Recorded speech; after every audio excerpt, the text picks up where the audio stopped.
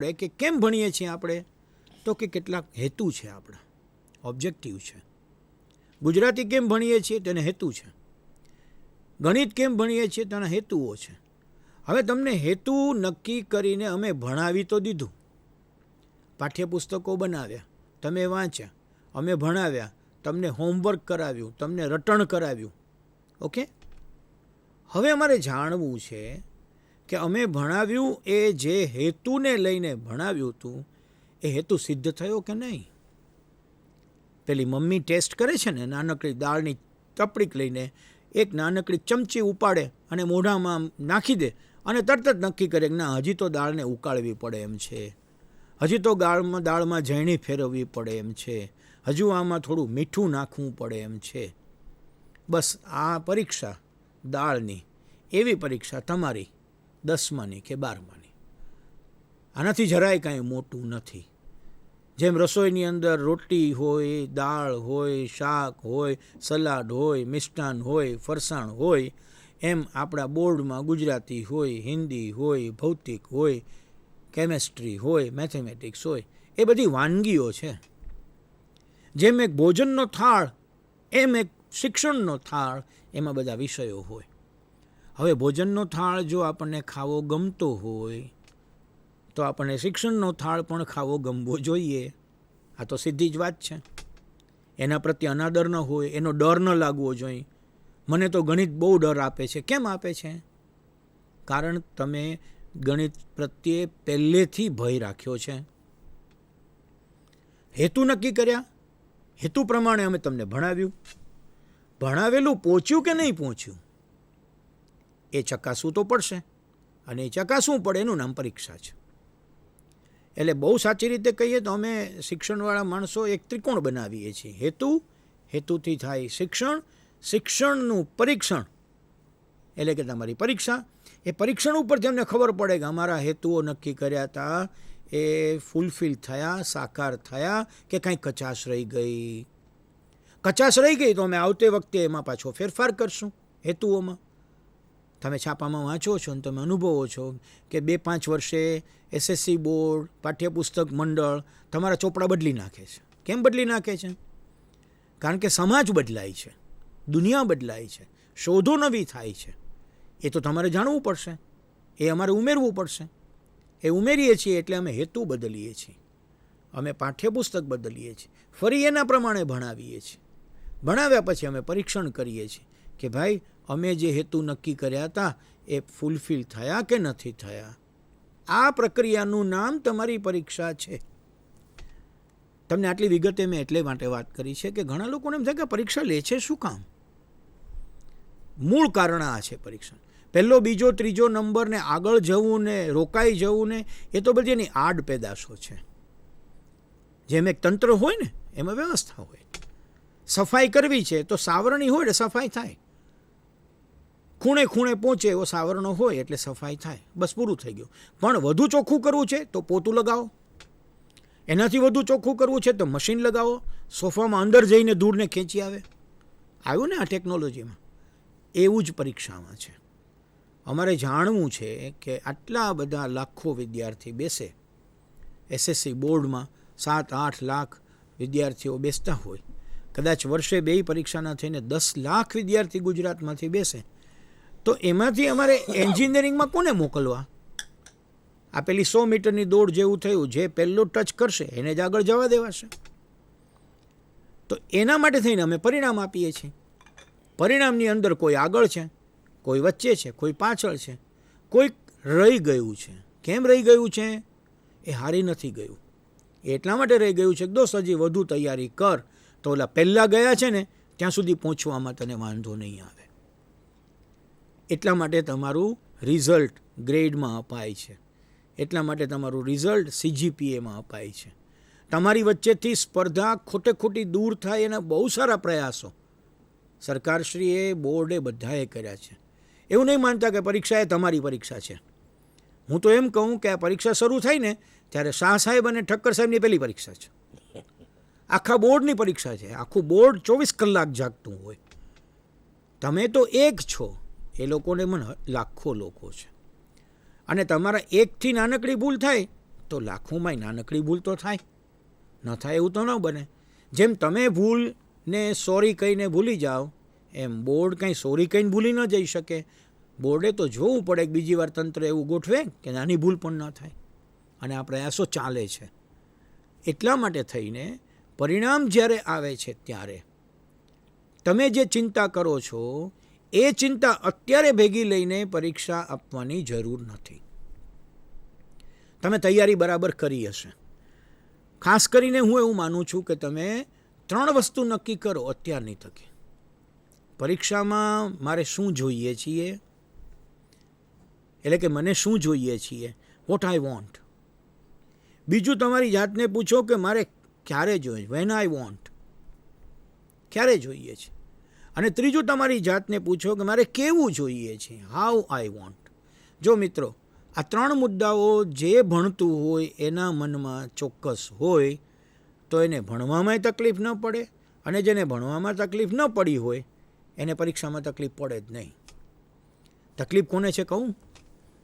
જેને ભણતી વખતે ભણવા સિવાયનું બધું કર્યું છે એને અત્યારે ડર છે. અને તો ડર રહેવાનો. હું આખી જિંદગી બેઠો જ રહું, કોઈ દિવસ સવારે ઉઠીને કસરત કરું જ નહીં, 2 ડગલાં ચાલું નહીં, 5 મિનિટ દોડું નહીં, અને સીધો 400 મીટરની દોડમાં ઊભો રહેવા જાઉં તો મારી કેવી હાલત થાય? એવી હાલત એ વિદ્યાર્થીની થાય જેણે આખી વર્ષ દરમિયાન, આખી પ્રક્રિયા દરમિયાન માત્ર બેઠા રહેવાનું પસંદ કર્યું, થઈ રહેશે એમ માન્યું છે. જો તમે થઈ રહેશે માયલા હો તોય નાસી પાસ થવાની જરૂર નથી. હજી તમારી પાસે 1 મહિનો છે. તમે ધારો તો 2 દિવસમાં આખી પૃથ્વીને ચક્કર મારીને પાછા આવી શકો. તો મહિનામાં હું ચોક્કસપણે એવું વિશ્વાસપૂર્વક કહું કે તમે પાસિંગ માર્ક સુધી પહોંચી જાઓ. તમને ખ્યાલ છે પ્રશ્નપત્ર એટલે કે ક્વેશ્ચન પેપરનું પ્રારૂપ નક્કી છે, એટલું બધું સિસ્ટમેટિક છે. એવું નથી કે ગમે તે પૂછાઈ જશે. એટલી બધી ક્લેરિટી છે કે કયા પ્રશ્નમાં શું પૂછાશે. હવે તમને આટલું બધું રસોઈ કરીને કોઈ આપે, કોઈ વાત કરે કે લે ભાઈ હવે ખા, તો આ ખાવામાં તકલીફ નહીં પડવી જોઈએ.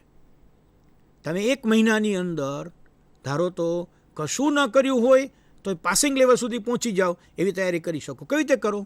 હવે તમારે 1 મહિનો ચોટ્ટી બાંધીને લાગી જવું પડે. જે કાંઈ કાને પડ્યું છે થોડું ઘણું એનું સ્મરણ કરવું પડે, એને ઝડપથી ગોઠવી. અત્યારના બહુ સાહિત્ય ઉપલબ્ધ છે અને તમારે ઝડપથી એમાંથી જેટલું ગેઇન થાય છે, જેટલું મેળવી શકાય છે એને ગાંઠે બાંધવું પડે. હવે આમાં નડશે શું તમને? તમારો ડર. મને નહીં આવડે તો ડર પહેલાં કાઢી નાખો. કારણ કે આ સમય નથી ડર રાખવાનો. ડર રાખવાની જરૂર હતી આગળના દિવસોમાં, આગળના મહિનામાં. ન શીખતી વખતે ડર રાખવાની જરૂર. હવે ગયું સાહેબ, ચાલો.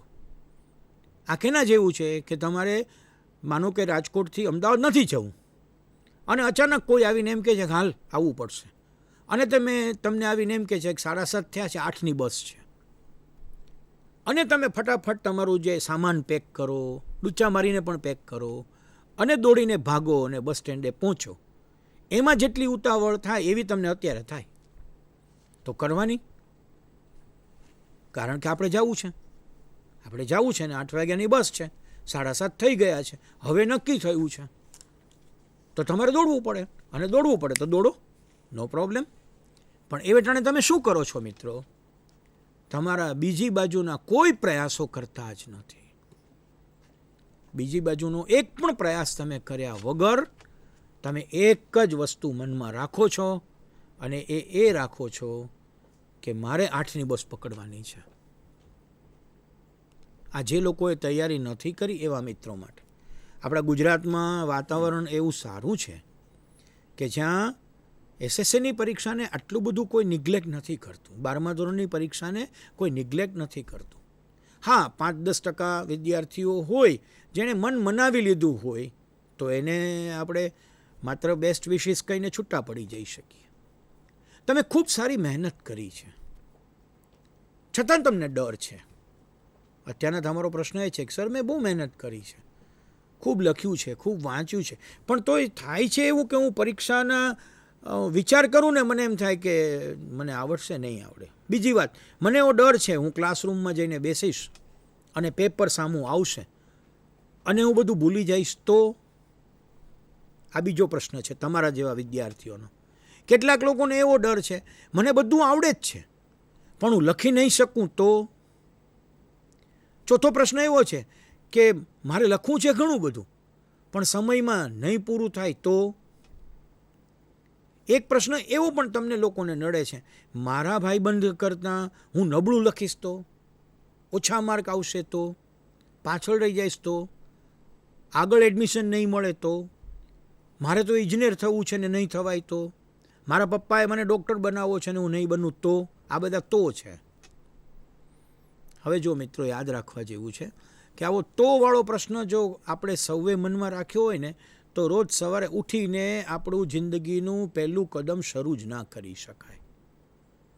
તમે રોજ સવારે ઉઠીને સૂરજ સામે જુઓ ને એમ નક્કી કરો કે હમણાં 5 મિનિટમાં ડૂબી જશે તો? અત્યારે અજવાળું છે અને સીધો અંધકાર થઈ જશે તો? આજે મમ્મી રોજ રાંધે છે ને આજે નહીં રાંધે તો?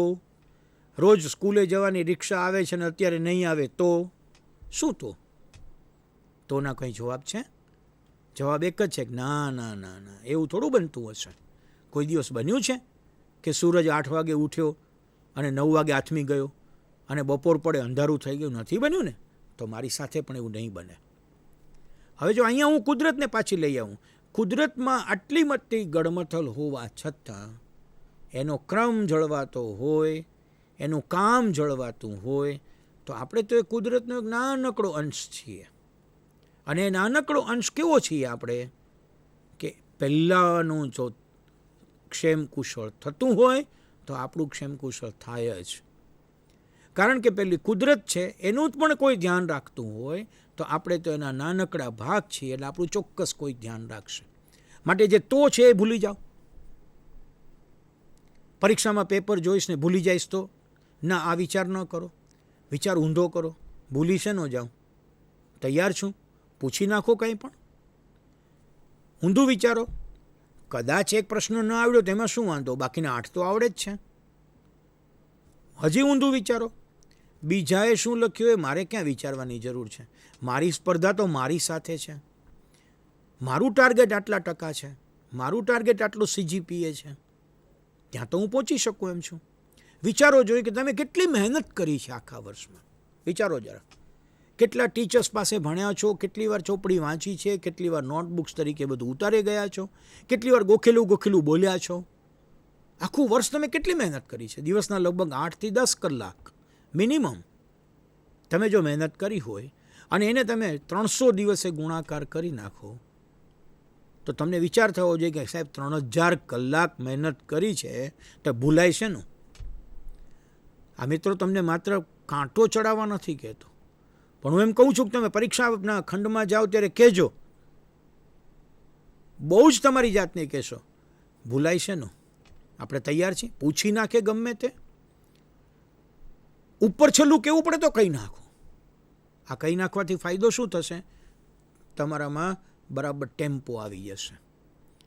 એક વાત બરાબર યાદ રાખો મિત્રો, પરીક્ષાનું પેપર જેવું તમારી સામે આવે છે એટલે આખા પેપર ઉપર એક જ નજર નાખી જાઓ. વિહંગાવલોકન જેને કહીએ ને એટલું માત્ર નજર નાખી જાઓ. દરેક પ્રશ્ન ઝીણો ઝીણો વિચારવા ન બેસો કે આમાં તો મને 40% આવે છે, આમાં તો મને 35% જ આવડે છે, આ તો મને સાવ આવડતો જ નથી. આવું આખું સરવૈયું પહેલી 10 મિનિટમાં ન ભેગા કરતા. તમે થાળી જુઓ ત્યારે શું કરો છો? ભાવતી વસ્તુ ઉપાડો છો, મોઢામાં મૂકો છો. સીધી વાત છે. તમને એમ લાગે કે આ કારેલાનું શાક છે તેને આપણે છેલ્લે રાખીએ છીએ, કરીએ છીએ એમ? બસ પરીક્ષાના પ્રશ્નપત્રમાં આમ જ કરવાનું છે. તમને એમ લાગે કે ઓહો આ તો પ્રશ્ન આપણો બેસ્ટ, સ્ટાર્ટ ઇટ, શરૂ કરી દો, બેસ્ટ રીતે રજૂઆત કરો. પછી એમ લાગ્યો કે આ બરાબર, પછી એમ લાગ્યો આમાં વાંધો તો વાંધો નહીં, બાજુમાં રાખો. પછી આપણે ગોઠવી લેતા હોઈએ છીએ જમતી વખતે. મમ્મીએ કહ્યું કે થાળીમાંથી કંઈ છોડવાનું નથી, ગૃહપતિએ આપણને સૂચના આપી હોય કે કશું જ થાળીમાં મુકાય નહીં, તો આપણે પાલન કેમ કરીએ છીએ? રોટલીનો ટુકડો લઈએ, અંદર કારેલાનું શાક ભરાવીએ, એને કોઈ દાળમાં બોળીએ, એની ઉપર પછી એક મીઠાનનો ટુકડો નાખી દઈએ અને જલ્દી ચાવી જઈએ. ન આવડતો કડવો ટુકડો છેલ્લે પરીક્ષાના પેપરમાં આવી રીતે ગોળ વીંટીને મૂકી દેવાનો. આ વાતો એટલા માટે કરી રહ્યો છું કે એવડો નાનકડો મુદ્દો જે નથી આવડતો એ મને જો ડિસ્ટર્બ કરી જાય અને જેટલું આવડતું હોય એ વેટાણે ગુમ થઈ જાય તો એવું મને પાલવે એમ નથી. એના માટે આ રસ્તો છે. Don't read the entire question paper in detail and don't conclude that you are not doing well. એવું નહીં કરશો. આખું પ્રશ્નપત્ર વાંચીને નક્કી ન કરતા કે આમાં મને 50% જ આવડે છે, અરર શું કરીશ, અને તમારા હાથ બંધાઈ જશે, લખવાનું નહીં મજા આવે. Don't do it like that. તમે એવું નહીં કરશો. તો શું કરો? વિહંગાવલોકન કરી જાઓ અને એમાં જે પ્રશ્નના જવાબો તમને આવડે છે અહીંયા થોડી વાર 1 સેકન્ડ વધુ રોકાવો. ગો વેરી ગુડ, વાહ, અચ્છા આ પણ આવ્યો છે, આપણને જોરદાર. આવું અંદર બોલી નાખો. અંદર બોલી દો. અંદર બોલવાથી ફાયદો શું થાય? ધીમે કરતાં તમને એક મનોબળ બંધાઈ જશે. પેપરમાં ચિંતા પડે એવું નથી. મિત્રો, તમને બરાબર યાદ છે કે ટેકનોલોજીનો સિદ્ધાંત એવું કહે છે કે આપણે જે સાંભળીએ તેના આપણને 20% યાદ રહે. આપણે જે જોઈએ તેના આપણને 30% જેટલું યાદ રહે. આપણે જોઈએ અને સાંભળીએ એનું આપણને 50% જેટલું યાદ રહે. જો તમે સાંભળ્યું એમાં એક ઇન્દ્રિયને કામમાં લીધી, જોયું એમાં એક જ કામમાં લીધી, પણ બંનેને ભેગું કર્યું, જોવું અને સાંભળવું, તો એના 50% યાદ રહ્યા. કહીએ, બોલી નાખીએ તો 80% યાદ રહે. અને છેલ્લી વાત, કહીએ અને કરીએ, સે ઇટ એન્ડ ડુ ઇટ, તો 90% વસ્તુ યાદ રહે. ખરેખર તમારે હજુ 1 મહિનામાં છેલ્લું સૂત્ર કરવા જેવું છે. કહીએ અને કરીએ, બોલી નાખો અને જવાબ લખી નાખો. પ્રયોગ જોઈ લો અને પ્રયોગ લખી દો. આકૃતિ જોઈ લો અને આકૃતિ ગોઠવી દો. કહીએ અને કરીએ તો તમને 90%. આ ગણિત મેં નથી આપ્યું, આ એજ્યુકેશન ટેકનોલોજીના ધોરણધરોએ આપેલું આ ગણિત છે. અને એ તમે યાદ કરશો જ્યારે પરીક્ષા વખતે, ઓહ, આ તો મેં કર્યું પણ છે અને વાંચ્યું પણ છે, આઈ એમ ઓકે. જેવું તમે કહેશો કે આઈ એમ ઓકે એટલે તમે આગળ. મિત્રો, એક નાનકડી વાત મારે તમને એ ખાસ કરવાની છે કે તમે પેપર જોઈને પરીક્ષા દેવા જતી વખતે, પરીક્ષા દઈને આવ્યા પછી વડીલો સાથે, મમ્મી પપ્પા સાથે, ભાઈબંધો સાથે